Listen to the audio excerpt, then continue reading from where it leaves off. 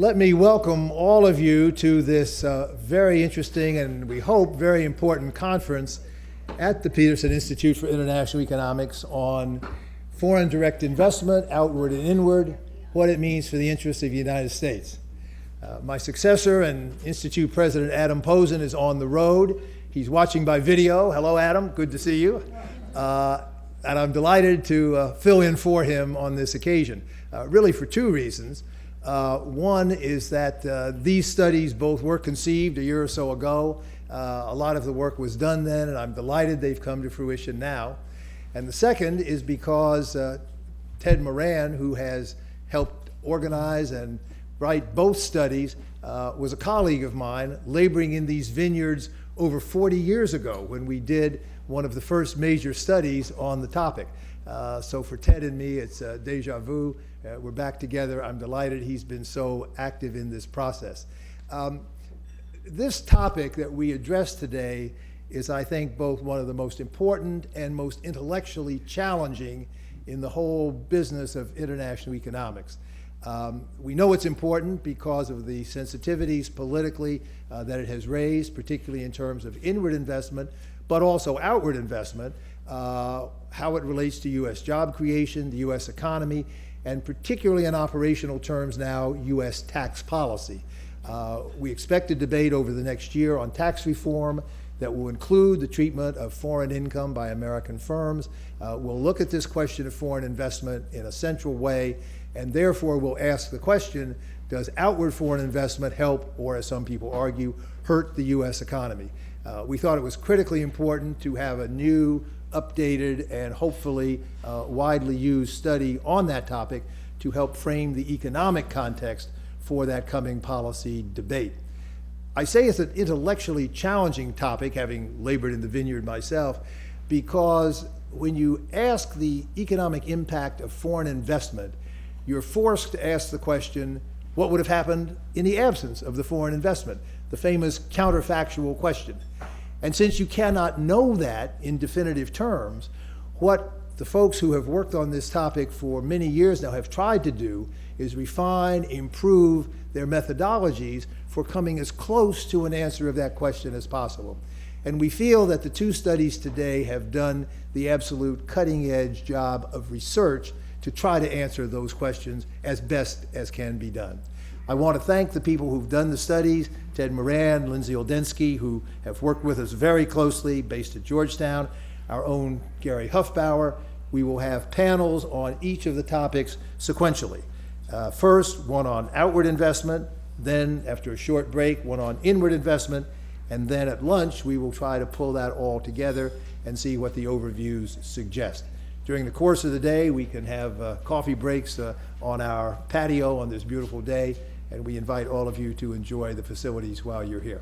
Now let me ask Ted Moran, who has helped frame and write our studies today, to come up, put it in context, and then I'll come back and introduce the first panel. Dr. Moran. Thank you very much, Fred, and hello, Adam. So in my framing remarks, let me say that the WTO estimates that 80% of all flows of goods and services around the world take place within multinational corporate networks, either directly as inter-affiliate transactions or through supply chains organized by the multinationals.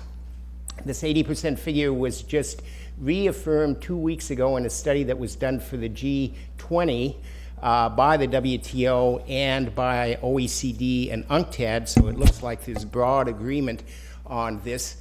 This means that in order to understand the forces that spread productive activity across borders, good jobs, bad jobs, more jobs, less jobs, distribution of R&D activity, transfers of technology, and all the productive value added, we have to understand how multinational corporations shape their activities and how policies, home country policies and host country policies shape what the multinational corporations do. So we were all brought up on looking at trade. Trade has become trade and investment. That's what we have to focus on. And we are lucky, well, Fred, this is bad news for you and me. We are lucky that this can be done in a much more sophisticated way using firm-level data, micro data, tens of thousands of observations of firm behavior and sophisticated statistical techniques. We're still going to advertise our book of 40 years ago, Fred, but I think the world has moved on. And you're going to find this being done in the two studies that we introduced today, but I think here at the Institute you're going to find it much more broadly. I mean, there's not only the three of us, but Carolyn Freund, Brad Jensen does this, Robert Lawrence, Lawrence Edwards, Lee Brandstetter. So you're going to see more and more of this kind of rigorous testing using firm-level data. So the two volumes that we look at today come to a common conclusion that the policy challenge for the years ahead is to make the United States a favorable location for multinational corporations, U.S. multinationals and foreign multinationals, to use as a base for their global operations.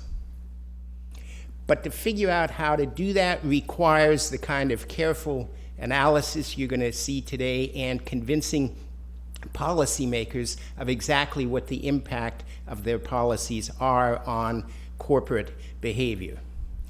Well, in case you're not yet quite awake, we are leading off with the most controversial, namely the outward investment and the impact on the United States. So let's move to the first panel. Okay, Ted, thank you very much. We will move immediately to the first panel. As Ted says, it's on outward FDI, its impact on the U.S. economy, with a particular focus on the tax code, because, as I said earlier, we know there's going to be a tax reform debate coming up. An important part of that is going to be the taxation of foreign income, how it affects the decisions on location in American corporate decision-making, and that we want to position for by providing an economic framework within which that debate will take place. We've got three speakers on our first panel.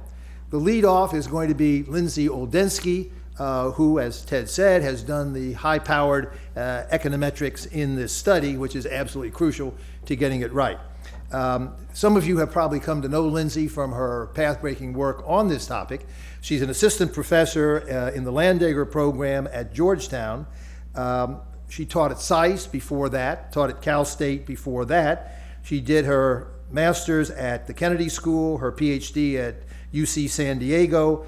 She has worked at the Boston Fed, the Treasury Department, as well as teaching, as I say, at three major universities. So Lindsay will lead it off. She'll then be followed by Gary Huffbauer, our own senior fellow Gary Huffbauer, who, as most of you know, has done extensive work on foreign investment, on trade, and on tax policy. He's one of those rare birds who's both a world-class PhD economist and a lawyer by training and by practice, so can link the legal and economics in ways that very few people can do. Gary will talk about the competitiveness of the U.S. tax code and how that intersects with the outward FDI economics. Our discussant is going to be Jared Bernstein. I'm delighted that Jared is with us.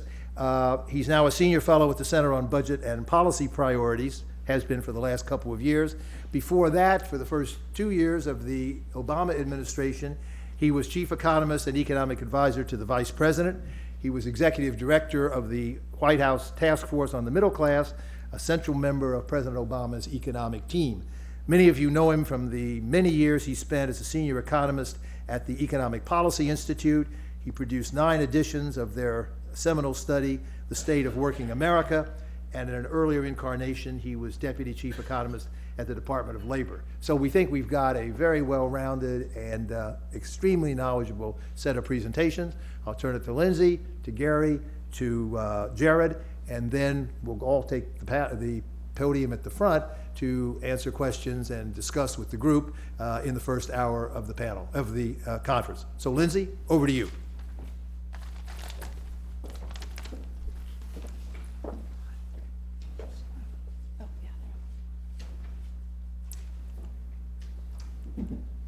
Okay, thanks, Fred. And as Ted mentioned, outward FDI by U.S. multinational firms is a tremendously controversial topic right now. So on the one hand, you've got people like the president saying things like, we have to stop these multinational firms from shipping jobs overseas, that this is somehow harmful for U.S. workers or, hurts the U.S. economy as a whole. But on the other side, you've got U.S. firms saying, no, this is important, this is necessary, this sort of expansion is not only necessary to stay competitive, but also has tremendous benefits in terms of economy of scale, increases in productivity that just wouldn't be possible without this kind of global engagement or globalization. And in spite of all this controversy and all this discussion in policy communities, there's really been very little rigorous econometric or statistical analysis trying to sort out what exactly these differences are. What exactly is the effect of outward expansion by U.S. multinationals on U.S. workers and the U.S. economy. So that's the contribution we're going to make, the first contribution. Gary will talk later about tax policy, but before we can talk about what the proper tax policies are, we need to know exactly what happens. What are the effects of this outward expansion? So you can imagine at least three possible scenarios that could arise. So the first case is just substitution between workers at home and workers abroad. And this is what people have in mind when they talk about shipping jobs overseas or hurting U.S. workers. This is the idea that firms can only hire a certain number of workers and it's a zero-sum game. They either hire them in the U.S. or they hire them internationally, and doing one hurts the other. So this is a very static, zero-sum approach, but it's one that's a very, very commonly held view. You could also imagine that in some cases there's going to be no effect on U.S. workers. So if you think about hotel chains, fast food restaurants, things like that expanding abroad, it's not going to be possible to hire U.S. workers to fry French fries at a McDonald's in Europe somewhere. Things like that are probably not going to have any net effect on U.S. workers. They're going to make differences for shareholders and so forth, but are not in any sense a shifting of jobs or a transfer of jobs from the U.S. to another country. And then the third case is one in which there might actually be complementarities between expansion abroad and expansion at home by U.S. multinational companies. So this is the case when there are economies of scale, when becoming larger allows firms to be more efficient, when they're able to take advantage of resources in other parts of the world that they wouldn't have access to in the U.S., and they otherwise, by expanding, by taking on market share, by improving productivity, are able to expand relative to not just U.S. domestic firms, but perhaps competitor firms located in Germany or China or some other country. And then in this case, we would say that the expansion abroad is a complement to the domestic expansion by U.S. firms. And so this is what we're going to be looking at, and this is what we're going to try to test using very detailed data on the operations of U.S. multinational companies over the last few decades. So before we look at the detailed firm-level data, I just want to put up this aggregate picture here. So you can see these are year-over-year percent changes in employment by U.S. multinational firms. The blue line is their employment at their foreign affiliates in other countries, and the red line is changes in their employment in the U.S. And so I think one of the things that's most striking here is that these two lines really move together. When U.S. firms are expanding their employment abroad, they're also growing their employment at home. When employment is shrinking or growing less quickly abroad, the employment is also shrinking or growing less quickly at home. And this is important. You see this with employment. In the book, we also show this is true of sales, of research and development, of capital investment, any other measure you want to use of multinational activity. And so this is, before we dig in deeper into the data, this is just suggestive that there are some complementarities on a high level. You'll also notice that the blue line is higher than the red line, right? So, in most years here, the growth rate of employment at the multinational affiliates has been higher than the growth rate of employment in the US. And we can look a little deeper into the numbers to see why that's the case. Well, what are these multinational companies doing? Well, the majority of the sales by the foreign affiliates of firms are to their local markets. That's that 61% down there at the bottom. Only 9% of sales by US multinationals are coming back to the US. So, this represents expansion into new markets. So, when the growth rate here on the previous slide is higher for the foreign affiliates, that's generally representing sort of new opportunities, new growth, new market opportunities, not, sort of what you think of in the traditional offshore outsourcing where, an intermediate good, a car part is being produced in another country and sent back. Most of it is expansion. And because there's been so much growth in so many other countries in the world that has exceeded US growth, we see this blue line being higher. So these aggregate data suggest that the foreign and domestic activities tend to move together, but there could be any number of things going on. I mean, there's obviously cyclical business cycle effects there. There are also, this could be driven by a few specific large firms, by certain industries, something like that. So in order to look at this on a more careful statistical level, we use data from the US Bureau of Economic Analysis, which covers all multinational firms above a certain minimum size threshold. So we've got several thousand firms over the last 2 decades, and we can look at what those firms have done in terms of employment, sales, investment, both here in the US and at their foreign affiliates. And so, we're trying to be very careful with our analysis here. You can't just compare apples to oranges. You can't just look at firms that expand abroad and firms that don't and see which ones are more productive. We know that multinational firms are more productive. They hire more workers. They pay higher wages. All of these things have been very well documented by our Peterson colleague, Brad Jensen, and a number of others. But, so you can't just simply compare 2 firms. What you want to look at is what happens within one firm, controlling for all their characteristics over time as, because of technology or trade agreements or taxes, are able to expand abroad and have opportunities they didn't have before. What does that mean for their US employment, their US sales, and so forth? So we do this controlling for all of these firm characteristics. We also control for what's going on in the larger macroeconomic situation at any given time, and in doing so, we want to answer this question: are these things complements or substitutes? When firms expand abroad, are they contracting at home? Or are they expanding at home?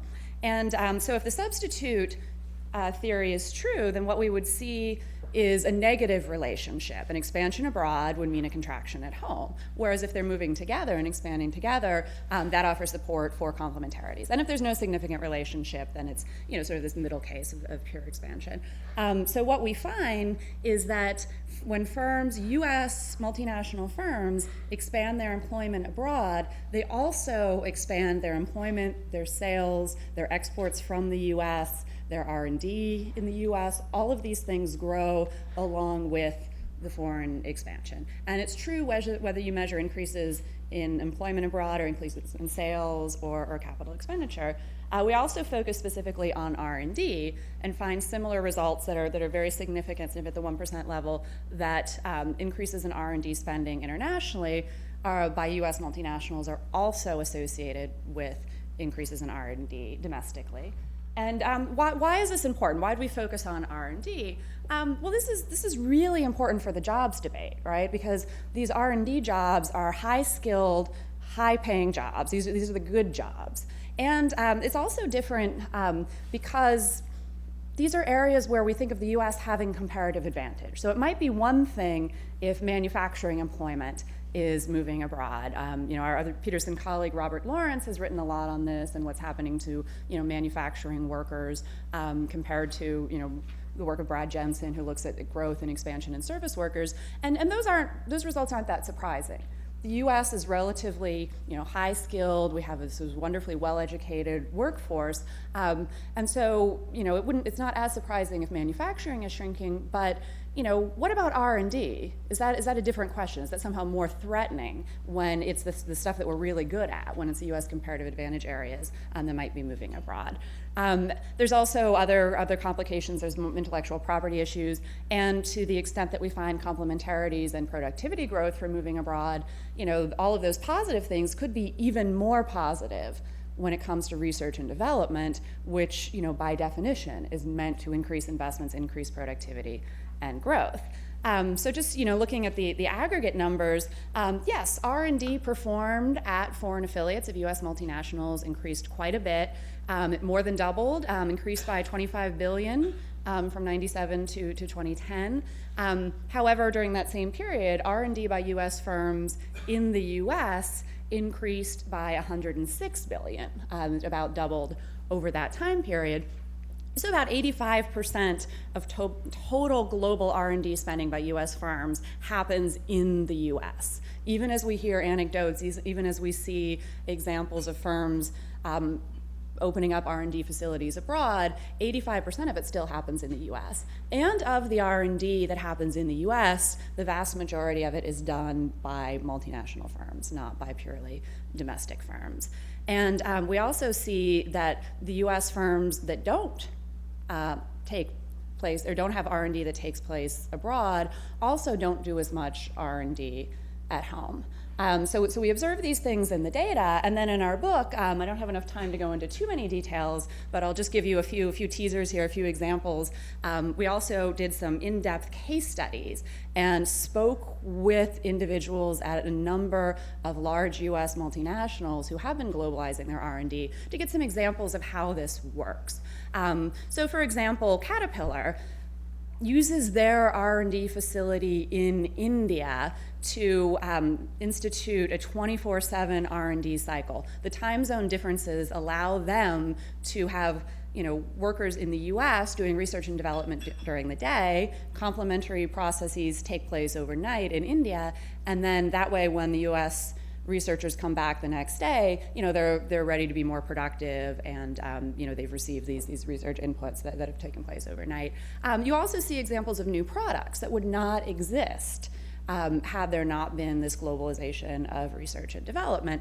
So one example is the electrocardiogram machines the GE Healthcare develops. GE Healthcare engineers working at the R&D facility in India, just looked around outside and observed the economic and infrastructure realities of functioning in India. And this led these GE engineers to design an ECG machine that would reflect those realities, that could access rural and poor communities. And this then became a product that was developed by GE. Actually, much of the work of it occurs in the United States, but this product would not have existed had they not had this facility in India and those people on the ground there. So that's just a few of the examples of how the globalization of R&D helps, complements research in the U.S. So again, we don't want to mean to say that this is completely sunny, that there are no negative effects. Obviously, when you've got any sort of shifting, any sort of division of labor around the globe, you're going to have some people who are going to be made worse off. So in the aggregate, this allows for greater productivity, greater expansion.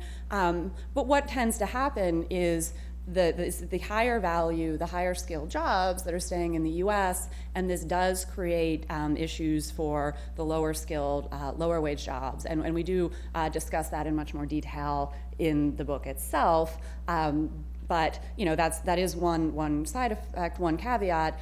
But overall, what we see is this sort of positive relationship, this complementarity between expansion abroad in terms of not only sales and production, but even the most high-skilled activities like R&D. And Gary will talk in a lot more detail about this. But the conclusion is therefore that policies that might restrict foreign activity by multinational firms or discourage foreign activity by multinational firms will actually be detrimental to the U.S. economy and to U.S. workers.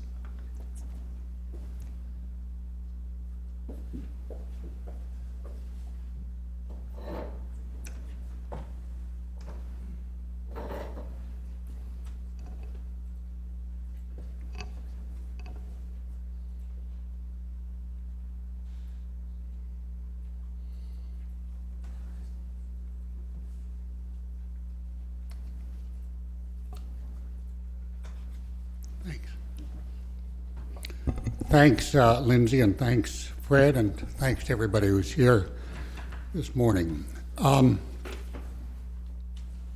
So quickly going on to the tax side of things, if this actually works. Tax policy, as I think everyone knows, moves pretty slowly over time, and U.S. tax policy in the international arena has been particularly sticky. It basically assumes that it assumes the substitution model of which Lindsay spoke.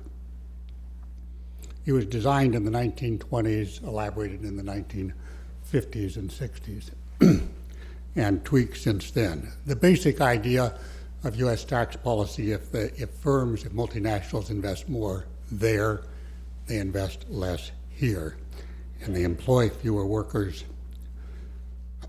here. So the conclusion is the worldwide tax system where U.S. multinationals should pay as much corporate tax on income earned abroad as income earned at home. Otherwise, it's the using tax breaks to ship jobs overseas story. This model, this conceptual model, has infected Treasury thinking. It was there when I was much younger as a Treasury official. It deeply permeates the Congressional Budget Office and OMB estimates of tax revenue and locational effects. We've gone into this in much more detail in other policy briefs, and it misses the important features of which Lindsay has spoken. It's the complementarity story, stupid, of U.S. investment, jobs, exports, R&D. But I want to really focus on this second point, because this model on which our tax code is built is one where capital is the constraint. That is not the case today. What we have are multinationals whose strength, long documented in the literature to which Fred and Ted have made notable contributions. It's the know-how. It's the know-how that they have. It's not the financial capital. Financial capital, not only during the current period of, slow world growth, but most of the time is very much available to these firms. That's not the constraint. It's the ability to use their know-how in other markets, reap these economies of scale, spread the overhead costs, and so forth. The second point is one which was, or the third point on this little slide, is one which was pretty much ignored in the 1960s when many of us in this room were growing up. At that time, the U.S. was totally dominant in the world economy. And what the U.S. said, other countries tended to follow in a lot of dimensions, and including in tax policy. That world is gone, and probably gone forever. The U.S. is now in a very competitive position in the world, and certainly multinationals in the United States compete with a wide range of multinationals, not just from Britain and the Netherlands, but from Brazil and China and so forth. So the current U.S. tax policy is mildly discouraging. I'm not saying severely discouraging, it's mildly discouraging to outward foreign direct investment. First of all, our tax rate, which was kind of last importantly changed in the 1986 Act, the statutory rate at the federal level of 35% is the highest amongst advanced countries, and also the BRICS, who count increasingly as competitors today. The worldwide tax system that I referred to applies this rate after allowing a foreign tax credit for foreign income taxes paid to any repatriated income. Other countries, by and large, and increasingly countries which followed the U.S., have shifted to what is often called a territorial system, that is taxing income earned at home, taxing either not at all, that would be a French type system, or lightly, that would be a Japanese type system, income earned by their multinational corporate subsidiaries abroad. So we're an outlier now on the tax front in both dimensions, both the rate at home and the way we tax repatriated income. Now, this system would severely disadvantage U.S. multinationals, but for two saving provisions. First of all, the deferral provision. U.S. tax on foreign income, foreign subsidiary income, is not levied until the income is repatriated. I'm not going to go into the details of Subpart F and other anti-abuse provisions. Secondly, the current U.S. law allows fairly flexible attribution of intellectual property income, that's royalties, trademarks, copyrights, and so forth, to jurisdictions of choice, and of course companies choose low tax jurisdictions. So the main discouraging feature of the current tax code is the paperwork burden. Of course, that's employment for some, but it's a burden for the economy, and always the fear of a kind of a golden goose turn in U.S. tax law. Now, I want to pause a little bit on this. I mean, the golden goose story, I think we all know that one. There's one part of the golden goose story which I subscribe to, and I think many people subscribe to. It's much easier to collect taxes from a handful of large corporations than it is from millions of households. That's why we have withholding tax on salaries. That's why we should have a value-added tax, but we don't. The second part of the golden goose story is kind of tax the rich. I won't, again, go into detail, but if you want to tax the rich, the personal income tax is the vehicle, not the corporate tax. The match between the rich and the corporate tax is exceedingly imperfect. But the golden goose story which firms are concerned about is that the saving graces I referred to above, the saving provisions, will in one way or another be eroded. Not surprisingly, firms, U.S. multinational firms, don't repatriate all their income because of this high extra layer of tax that would be imposed if they did, since rates abroad are typically lower substantially than rates in the U.S. Typically, they repatriate income from abroad when the additional charge is 3% or something like that. If it's higher than that because their foreign tax rate is low, they just don't repatriate. So we have about $1.7 trillion of accumulated foreign earnings of U.S. multinationals, which is sort of locked abroad. That doesn't mean it isn't invested in dollars. It may be invested in dollars, in liquid dollars, but those firms cannot bring it home and invest in the United States without running counter to the tax code. So there are various proposals that have come forward in the current administration, and these the administration in this respect is, let's say, much more consistent than the Fed on its monetary policy, because what it proposed, in 2009, it's still proposing in 2012 with slight changes. So one proposal which has been popular in the budget documents is just to end deferral substantially and supposedly raise $200 to $300 billion over 10 years. This is a mythical number because firms would adjust to it, and my guess is that if they raised $120 billion, that would be as much as they would do. Another proposal would tax this accumulated unrepatriated income at supposedly a low rate, 10%, 15% has been thrown out, with no foreign tax credit, and you'd get a one-time gain. Other proposals would reduce the flexibility of multinationals to attribute intellectual property income to low tax jurisdictions, maybe $100 billion over 10 years. Special proposals are targeted at oil companies. Big oil is always a kind of a favorite target of the day, whatever the day is. Now, these taxation and foreign proposals are often coupled with somewhat of a reduction in the U.S. corporate rate. down to 25%, and then with other things on the domestic side, accelerated depreciation and so forth would be knocked out. So that's kind of the way the Treasury has presented the map for the last several years. I'm happy to say Congress hasn't bought it. I hope it does not buy it.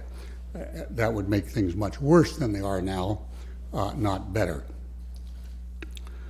The Treasury proposals share a common feature.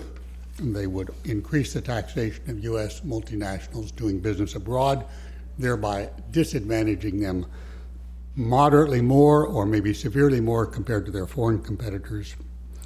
A 25% corporate rate is certainly an improvement over 35%. That's a step in the right direction. It's still about 5 percentage points above some kind of average of OECD countries and BRICS. Meanwhile, and this is not widely appreciated in the United States, we have the most extensive array of pass-through entities of any, I believe, any advanced country, probably any country. It's just a zoo in the tax code. I list them, some of them there. These are entities which are in business, which do not pay the corporate tax. The corporate tax is basically reserved for the multinationals and other large firms which don't find it convenient to go into these pass-through forms. So about half our business activity in this country is not taxed at the corporate level, and therefore we have this huge distortion which is going on. So my concluding remark is that if we went down the Treasury's road, which I'm hopeful we will not, this would not make the United States a more competitive country. Thank you.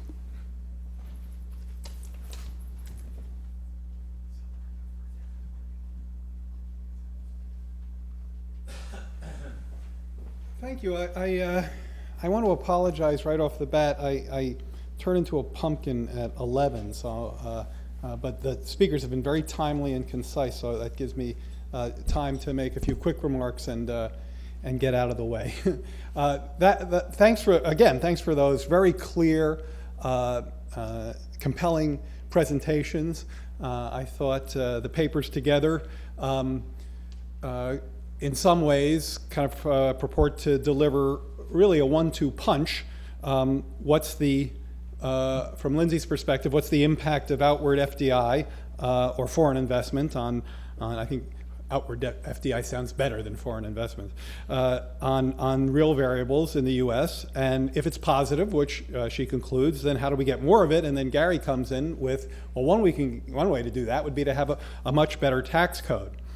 So let me summarize where I agree and disagree. I probably am more comfortable with some of the conclusions of Lindsay's paper, although I want to raise some challenges, and more worried about where I think Gary's going. I didn't hear, where are you, Gary?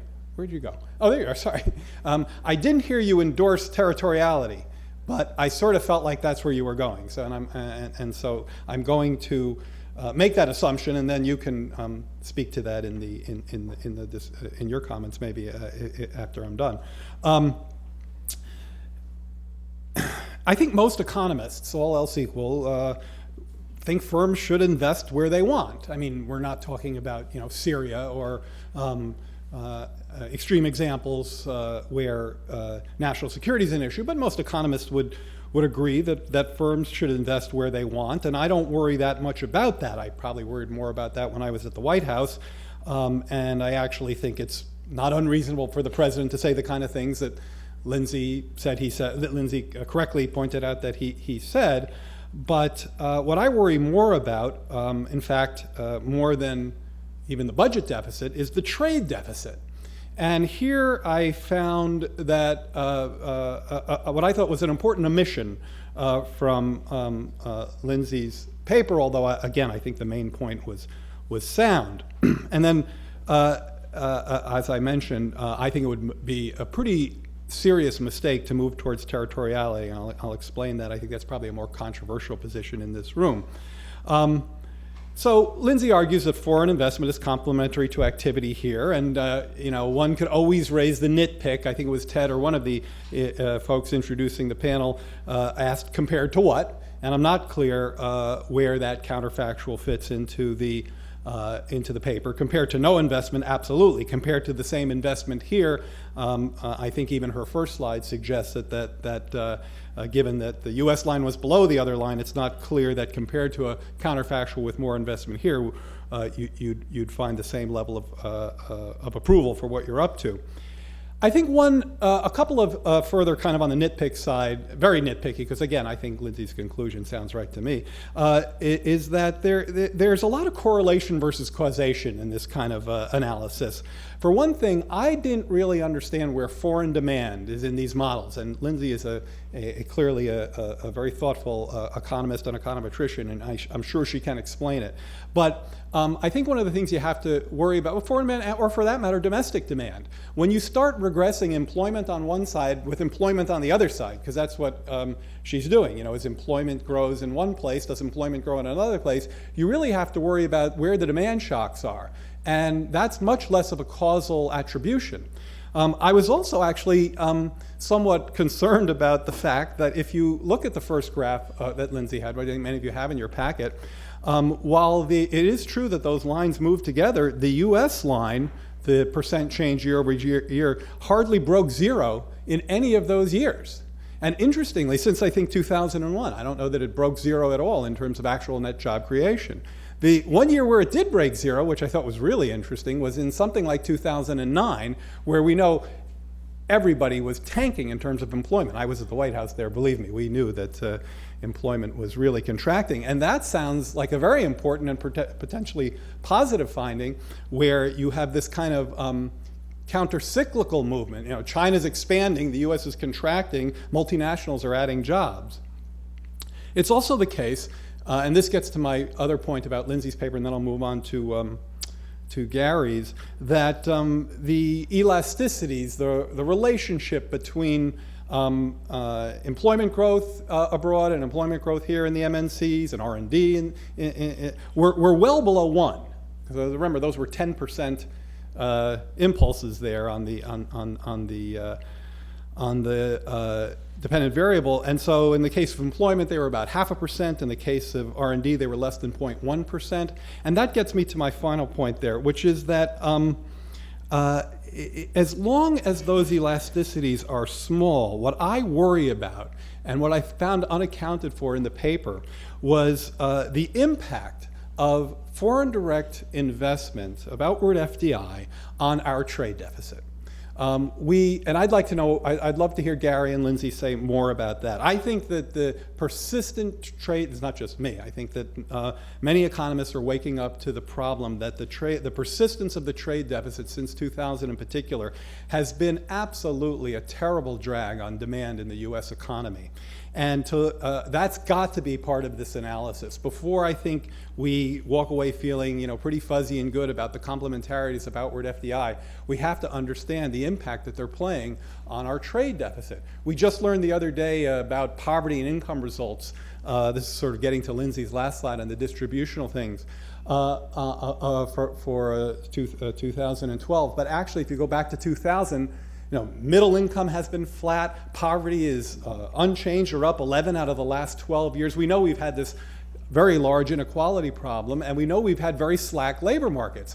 And it's not just a more progressive leaning economist like myself. There's a very good paper by Auder, Dorn, and Hansen looking at the impact of trade deficits with China on very localized labor markets. And just looking at some of the figures, I think that the outward flows here are making that problem a little worse. Okay. So bottom line, we export too much demand, and I think more outward FDI is at least somewhat implicated. Okay, so that's my critique of Lindsay's paper. Bottom line, signing off on firms ought to be able to invest where they want. Let me quickly turn to Gary. I very much agree, Gary, and you made a great case that we have kind of the worst of both worlds when it comes to our tax code of MNCs, a strange and increasingly dysfunctional approach to the taxation of foreign earnings. I'm critical of the territorial system, which is, I think, where your paper lands for reasons I state.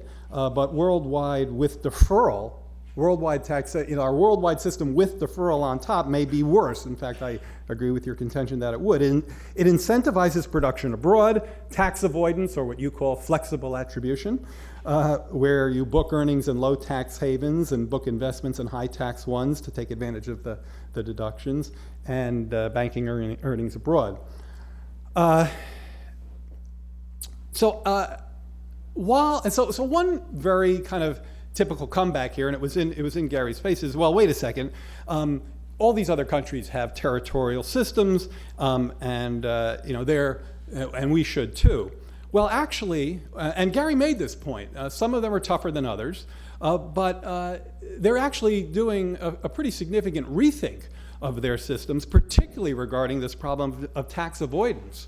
And many of many of the folks we compete with are really concerned about the loss of corporate revenue, which brings me to my final set of comments. That's where I think the territorial system is very problematic. Not only would it create greater incentives for U.S. multinationals to invest and book profits abroad, but it spreads its tax benefits unevenly. This is from work by a colleague of mine, Chai-Ching Huang.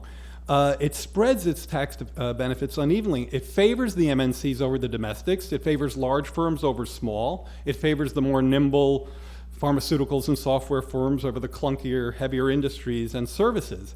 As Gary mentioned, most tax analysts believe that a shift to territorial would be a revenue loser. I think Treasury, I think your 100 billion sounds about, well, I'm not sure if we're talking apples and oranges, but Treasury's estimate of around 100 billion over 10 years from a shift to territorial sounds about right to me. Now, that's not huge over a decade, but think about today's business reform tax debate. It's actually a good debate, which I'm engaged in. Broaden the base and lower the rate. Okay, that's the solution for corporate tax reform. But since the MNC's foreign earnings would be out of the base if you went to a territorial system, to offset the lost revenues and any cut in the U.S. tax rate, because it's broaden the base, lower the rate. The MNCs are out of the base if you move to territorial. So to offset any lost revenues and any cut in the tax rate, the 35 to 25, you'd have to broaden the domestic tax base even further to avoid losing more revenue. And that would further reduce the incentives for domestic investment. And now you're into a vicious spiral. So that's my key critique of where I think Gary's presentation was going. Corporate taxes as a share of GDP and total taxes are already very low, and that has budget deficit implications. Next, and I think I'm departing from some of Lindsay's findings here, but I guess I would only say that her findings were very much in the context of the current tax code, not a territorial one. But there are, I think it's actually fairly common among tax economists to worry that by encouraging capital to flow overseas, a territorial system would risk reducing wages at home. Jane Gravel, who's an economist I listened to carefully about this stuff, testified recently. She said, moving to a territorial system would make foreign investment more attractive. That would cause investment to flow abroad, which Lindsay would find complementary, and that would reduce the capital which workers in the United States have, and thus would reduce wages. A capital flow reduces wages in the United States and would increase wages abroad. That's actually a fairly typical concern of U.S. economists. In conclusion, I think at this point, most economists agree that the repatriation tax holiday we did in 2004 was pretty much a disaster from the perspective of anything it was purported to do. Lead to higher employment, lead to more investment. It did seem to lead to a lot of share buybacks. So I view that as a microcosm of some of the problems inherent in a territorial move. Thanks very much. Okay, thanks to all three speakers for teeing the issues up very nicely. I know Jared does have a firm departure in a few minutes, so I'd like to join the debate that he initiated. And I want to first ask Gary to respond to Jared's critique of your view on taxation, particularly territorial reform. And then I'm going to ask Lindsay to come back to Jared's critique of the economics, particularly his question about what this would do to the trade balance and therefore jobs through that channel. So Gary and Lindsay, then I hope we'll have time for Jared in one more round. We'll go over a few minutes and open it up to the floor for questions from the group. Gary. Thanks, Fred, and thanks, Jared. I'm going to answer or respond to Jared's critiques very crisply so he has time to respond to my responses before dashing out. First of all, I think there's no connection between the trade deficit, or no negative connection between the trade deficit and outward foreign direct investment. If there's a connection to the tax field, it's because we tax much too highly activity here in the United States. As I tried to emphasize, and data shows, we are very oppressive to the firms which in fact export, which is the 80% figure that Ted Moran referred to earlier. We discourage these firms from producing here. Secondly, the tax avoidance issue. Yes, I'm very mindful of what the OECD is saying about tax avoidance. I think there's a line between tax avoidance and tax evasion. I'm very opposed to tax evasion. But what I missed in this whole G20 talk is any honest statement about reducing the taxes on the multinational corporations worldwide. It's this whole golden goose thinking. I understand the politics of it. The economics is completely wrong, especially at a time when world investment is much lower than it should be. Broaden base, lower rate. I guess all economists cross their heart and salute, and we all believe on that. The important point here is that the way the CBO does the corporate revenue estimates, and there's not time to go into this, but it's hokum. It's pure hokum. They have no reflection of the increase in the capital base, which would come about with a lower tax rate. Steve Enton, who's here, I believe, Gary Robbins, they're experts on this. It's just not reflected and never has been reflected in their models. They say, you cut the corporate rate by 1 percentage point, so from 35 to 34, take 1/35 off the collections, and that's the estimate. That's wrong. Finally, Jane Gravel.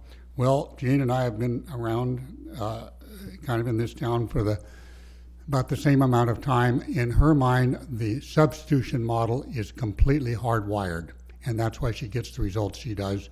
I don't think she's paying attention to the complementary story. Let me stop there. Gary, just to be absolutely clear, in response to Jared's critique that a territorial system would reduce the base against which rebalancing could occur, you're suggesting what amounts to dynamic scoring, that the base would actually rise because of the positive economic dynamic in response to the tax change. Yes, I'm not saying a big rise, but I'm saying that a reduction is the wrong sign. There would be some modest rise, and I think the way you deal with tax avoidance or tax evasion by corporations, which is much smaller than tax evasion by individuals, is other than by trying to enforce worldwide systems worldwide, which will never happen. So very, very quickly, and I think Fred made my job easier because he very nicely encapsulated my problem with Gary's view on this, which is the history of estimating the impact of tax changes once you start to depend on dynamic scoring is very, very grim indeed. Okay, that won't be resolved here, I suspect, but that frames the issue very nicely. Lindsay, why don't you come back to what Jared said about your presentation? Okay, thanks, Fred.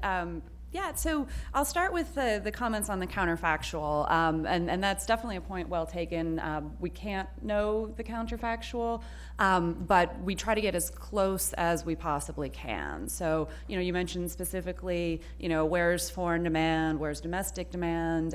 We've got all of that stuff going on there. So, when we control for, changes within firm over time, and we control for business cycle effects, we control for annual effects. We're taking that into account. We're taking into account these firms and these things going on in the background. Of course, again, there's certainly no potential for actual experiments, and we don't have any good natural experiments here. So we have to take the correlations for what they are, which we see as, at the very minimum, a very clear rejection of the pure substitution hypothesis.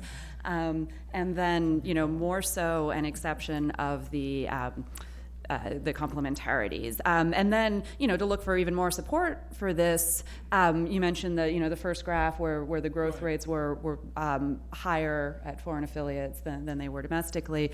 That it depends on which year you're looking at, but when you actually, that's why we look at the data on what these foreign affiliates are actually doing. So and they're selling to their local markets, they're expanding abroad. They're not producing for U.S. customers. They're entering new markets. They're expanding for new customers, which is also related to the trade deficit point. That's what I mean. Which again, and Ted pointed this out earlier, that multinationals they don't just do FDI. They're also responsible for the bulk of international trade, and particularly when you look at where the trade deficit is and where FDI is expanding, the U.S. actually has a trade surplus in services. So if you look at purely service, particularly more high-skilled services, these are the things when Gary mentioned the know-how, and we talked specifically about the R&D.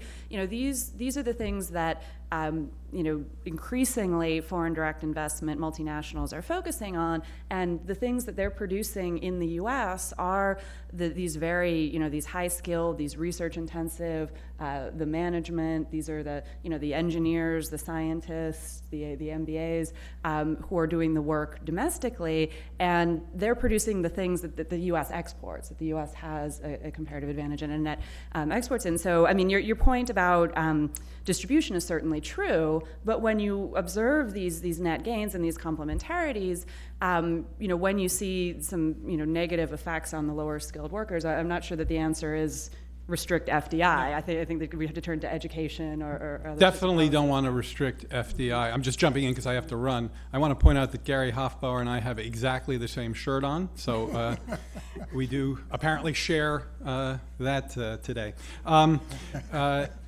Look. Every time I start talking about the trade deficit around places like this, somebody raises our trade surplus in services. You know very well the magnitudes of the difference between our deficits in manufactured goods and our surplus in services. It's going to take us a very, very long time to balance things out if we're going to be dependent on services. Again, I mean, I think your comments are well taken. I am not from a restrictionist camp at all. I tried to make that very clear in my introductory comments. I think firms should invest where they want to invest. But I think that to make your presentation here more convincing, I'd like to see quantitative evidence that increased outward FDI is not contributing to the trade deficit the way I think most economists believe it is. I got to run. Thank you. Jared, thank you very much. Appreciate it. I want to have just a few minutes. We'll run over a couple of minutes from our allotted time, but if there are comments from the audience or questions to these authors, let me put those on the table right now. Ann Krieger, there's a traveling mic, a mic in the back. Please introduce yourself, fire away. Be succinct because time is short. Thank you. Good presentations, good data, and useful. I'm going to ask a question to Lindsay, but it will go in favor of her argument, not against, so she should be happy. You listed 3 cases in which you might have complementarity, substitution, what have you. There's actually a 4th case, which in my judgment may be quite important, and that's one where the firm would otherwise either go out of business or shrink, because some parts of what it is doing, it cannot compete with the foreigners who can access the other markets, and so the very high cost, let's say unskilled labor here, if that does that job, then the firm itself will be at a cost disadvantage relative to foreigners. And so some of the movement offshore may very well be an effort to remain in business and therefore save jobs, even though the firm may actually shrink in size. And that's one that is not one of your 3 cases, but I think needs attention. Okay, let me pile up a few questions since time is short. Mr. Ambassador.